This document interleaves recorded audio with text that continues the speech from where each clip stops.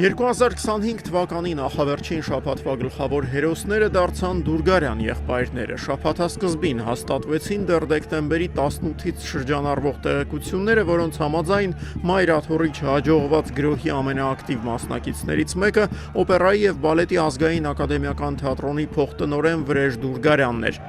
Նա ի դեպ թատրոնի տնօրեն Կարեն Դուրգարյանի հորեղբորորդին է։ Դեկտեմբերի 22-ին առավոտին տված հարցազրույցում Կարեն Դուրգարյանը հաստատեց իր եւ իր տեղակալի միջև ազգակցական կապի առկայությունը, բացատրելով նաեւ, թե ինչու էր նա բարձրացել Ալեքսանդր առաջին Ջուղայեցի կաթողիկոսի շիրիմին։ Բավականին շատ մարդ կար այնտեղ եւ շատերը ընկել էին հատակին եւ շատերը նաեւ շնչելու հնարավորություն չունեին, որովհետեւ գիտեք սեղմված էին։ Եվ իմ եղբայրս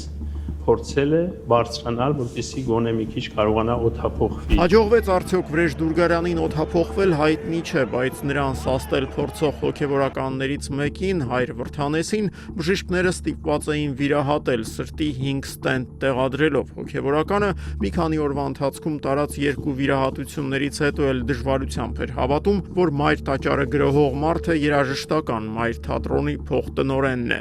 Կացով բոքսով խփում էին Մայր տաճարի դռանը,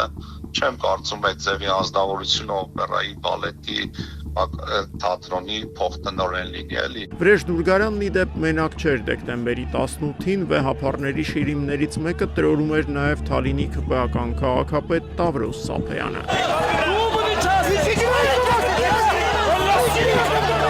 Հիշեցնեմ, քպեականների այս գործողություններին նախորդել էր իշխող կուսակցության կողմից էթիկայի կանոնագրքի ընդունումը դեկտեմբերի 2-ին, Մայր Աթոռի տապալված գրոհից ընդամենը 16 օր առաջ ընդունված այս փաստաթղթի կարևորության մասին Facebook-ում գրել էր նաև Նիկոլ Փաշինյանը։ Երբ հայոյանքին հայոյանքով, վիրավորանքին վիրավորանքով չպատասխանենք, խնդրում ենք դա չընկալել որպես թուլություն կամ վախվորածություն, այլ նվիրվածություն մեր իսկ ընդունած էթիկայի կանոնագրքին։ Շատ եք լոճվել, հարգելի գործընկերներ, ու այս ձեր լայնքը հեսա կնեղացնենք։ Այն, որ քաղաքացիական պայմանագրի էթիկայի կանոնագիրքը կուսակցության վերին օղակներում առանձնապես բանի տեղ չեն դնում, պարզ դարձավ նաև այս շաբաթ Երևանի ավագանու նիստի ժամանակ։ Քաղաքային խնդիրները խորությամբ քննարկելու փոխարեն ավագանու անդամներն արագորեն ներքաշվեցին լեզվակռվի մեջ, որի ամենաակտիվ մասնակիցը քաղաքապետ Տիգրան Աբինյանն էր։ Ապերավատ լնողներին, հեն ովքեր որ մտածում են, որ իրականում իրանց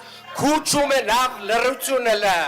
լռությունը ասեցի։ Այս ամենն ի դեպ տեղի է ունենում մի իրավիճակում, երբ նախընտրական պայքարը պաշտոնապես չի էլ մեկնարկել, թե ինչ է սկսվելու քաղաքական դաշտում ընդամենը մի քանի ամսից կարելի է միայն ենթադրել։ Ինչ վերաբերում է 2025-ի դեկտեմբերի վերջին տասնօրյակին, ապա այն հայաստանյան քաղաքական ուժերի համար հիմնականում դիրքավորման շրջան էր։ Որպեսզի մեր երկիրը համախմբվի, որպեսզի մեր ազգը համախմբվի, մեզ պետք է Հայաստան ունենա նոր ղեկավար, ամենայն հարգանքով Հայաստանի բոլոր նախագահների հանդեպ։ Իրենք արել են աշխատանք, մենք ամենայն հարգանքով ենք վերաբերում, բայց ապագա Հայաստանում իրենց ժամանակը էլ չէ։ Նոր առաջնորդների ժամանակն է։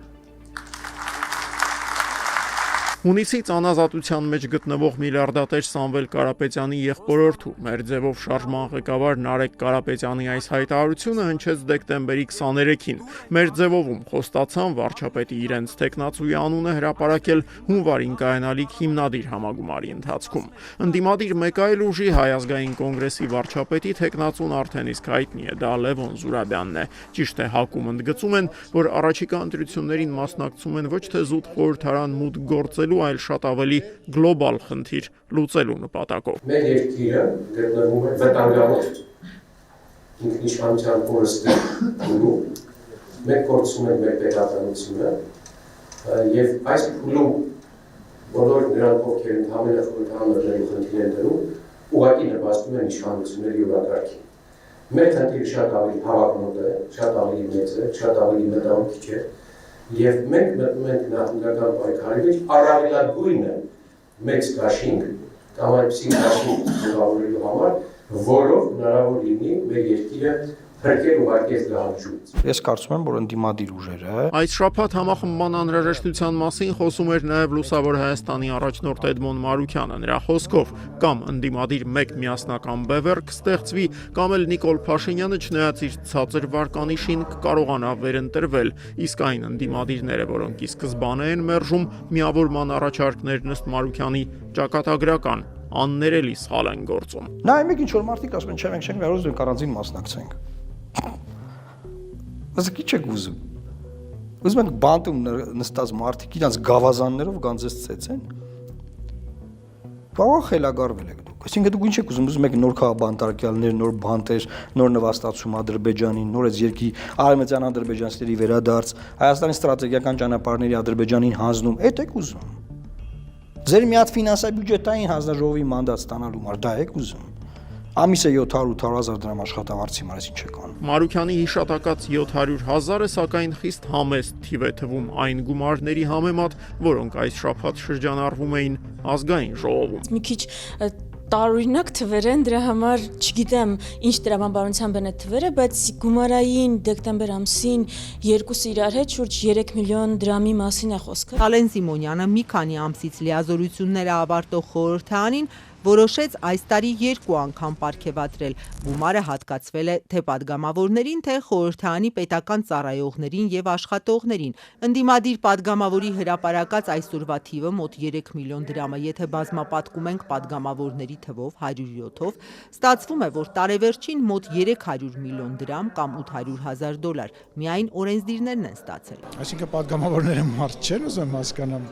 Այս շաբաթ ամանորյա պարգևավճարներ բաժանեցին նաև սեպտեմբերից կառավարության կողմից ղեկավարվող հեցում, ֆորմալ առումով դեռևս Տաշիր գրուպին պատկանող էլեկտրացանցերի ժամանակավոր կառավարիչ ՔՊԱ-ական Ռոմանոս Պետրոսյանը դեկտեմբերի 25-ին հանդիսավորությամբ ազդարարեց։ Հեցի 6112 աշխատակիցներ 2025 թվականի երկրորդ կիսամյակի արդյունքներով այսօր ընկերության բյուջեի պարգևատրումների ֆոնդից եւ տնտեսումների հաշվին խրախուսվել են 50,000 դրամի չափով հարկված պարգևատրմամբ։ Էժանը Նիկուլ ջան, լցենք էթա։ ՔՊԱ-ական պատգամավոր Խաչատուր Սուքասյանի ընտանիքին պատկանող Ռանոել լցակայաններում այս շաբաթ մեկնարկեց Ադրբեջանից ներկրված բենզինի վաճառքը։ Ադրբեջանական վառելիքը շուկա դուրս բերելու առաջին իսկ օրը հայտարարվեց։ Պրեմիում տեսակի բենզինի վաճառքի ծավալները քառապատկվել են։ Մեքենաներն ադրբեջանական բենզինով լիցքավորող երևանցի վարորդները բոյկոտի, ադրբեջանական պետությունը չֆինանսավորելու կոչերին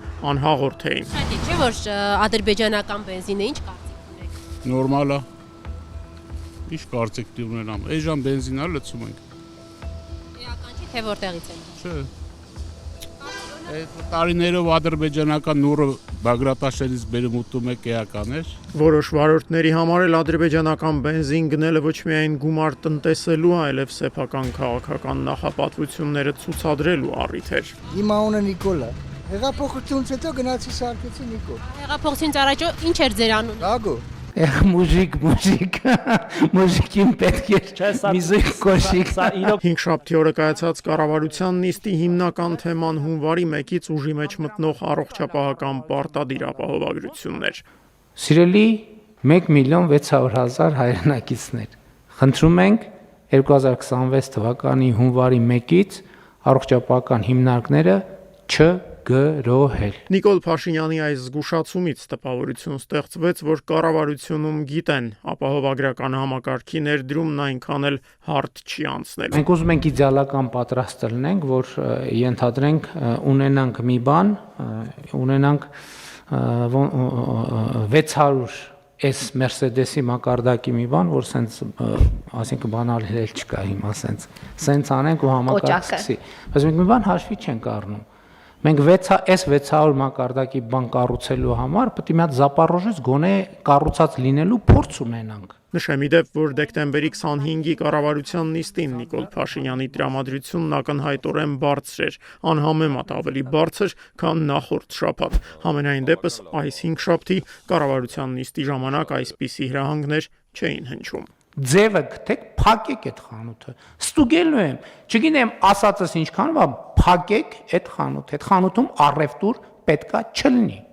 Դեկտեմբերի 18-ի կառավարության նիստի ժամանակ հիշատակված այդ խանութը էլեկտրոնիկայի վաճառքով զբաղվող Red Store ցանցն էր, որի աշխատակիցներն այնքան անխոհեմ էին գտնվել, որ կառավարության աշխատակազմի ներկայացուցիչներին ըստ Փաշինյանի կանխիկ գործարքի դեպքում ավելի ցածր գին էին առաջարկել։ Վարչապետի էմոցիոնալ եւ իրավաբաններից շատերի համոզմամբ անօրինական հրահանգից հետո Red Store ցանցը փակ մնաց ընդամենը մի քանի օր։ Խանութների բացմանը զուգահեռ հայտնի դարձավ, որ դրանց սեփականատեր Արման Գյուրջյանը Փաշինյանների համար այնքան էլ օտար մարդ չէ։ Իդեպ Արման Գյուրջյանը հուլիսին մասնակցել էր վարչապետի տիկին Աննա Հակոբյանի կրթվել է նորաձևե շարժմանը, որպես բանախոս ելույթ ունեցել։ Ըստ պետական եկամուտների կոմիտեի ու քննչականի մի շարք խախտումներ թույլ տված հարկեր թաքցրած գործարարը Աննա Հակոբյանի նախաձեռնած շարժման մասնակիցներին բիզնես վարելու իր տեսլականներ ներկայացնում։ Azərbaycan və Ermənistan arasında sülh prosesində mühüm irəliləyişlər əldə olunub. Ադրբեջանն այս շաբաթ կրկին պահանջում էր փոխել Հայաստանի սահմանադրությունն։ Այս մասին ուրբաթ օրը Բաքվում կայացած ասուլիսի ժամանակ հայտ արեց արտգործնախարար Ceyhun Bayramova։ Azərbaycanı və xalqımıza qarşı çoxsaylı cinayətlər törətməkdə təqsirləndirilən Դրան զուգահեռ շարունակվում էին ադրբեջանական բանտերում պահվող հայ գերիների դատավարությունները։ Այս շաբաթ Բաքվի ռազմական դատարանում եզրափակիչ խոսքով հանդես եկան Արցախի երկու նախկին նախագահները Արկադի Ղուկասյանն ու Բակո Սահակյանը, ինչպես նաև Պաշտպանության բանակի նախկին հրամանատար Լևոն Նացականյանը։ Նրանցից որևէ մեկն իրեն մեղավոր չճանաչեց։ Դեկտեմբերի 23-ին էլ կտրուկ վատթարացավ Բաքվի բանտում գտնվող հայերի եւս մեկի արդեն իսկ դատապարտված Վագիվ Խաչատրյանի առողջական վիճակը։ Xəstədə müsbət dinamika qeyd olunmuşdur։ Այս պահին բուժառուն դուրս է եկել կյանքին սպառնացող կրիտիկական վիճակից, սակայն նրա վիճակը նախկինի պես գնահատվում է ծանր։ Hələ də ağır olaraq qiymətləndirilir։ Իսկ Ադրբեջանի մեծությամբ երկրորդ քաղաքի Գանջայի դատարանն այս շաբաթ 16 տարվա ազատազրկման դատապարտեց Ստեփանակերտի վերջին հայազգի բնակիչներից մեկին, Կարեն Ավանեսյանին։ Մեկ այլ Ավանեսյանի, Հայաստանի առողջապահության նախարար Անահիտ Ավանեսյանի ենթակաները սակայն անցնող օրերին շարունակում էին մերժել Գանջայում դատվող հայ տղամարդու շահերը եվրոպական դատարանում ներկայացնող փաստաբանների խնդրանքը, տրամադրել նրա հիվանդության պատմությունը, որը վկայում է Կարեն Ավանեսյանի հոգեկան խնդիրների եւ ըստ էության քրեական պատիժ կրելու անկարողության մասին։ Մեզ պետք է տան Կարենի բժշկական տվյալները, որը մեզ չեն տալիս։ Ինչու չեն տալիս։ Որտեղ բժշկական գաղտնիքի վրա են նրանք հիմնվում։ Առողջապահության նախարարությունը մեզ մերժել է։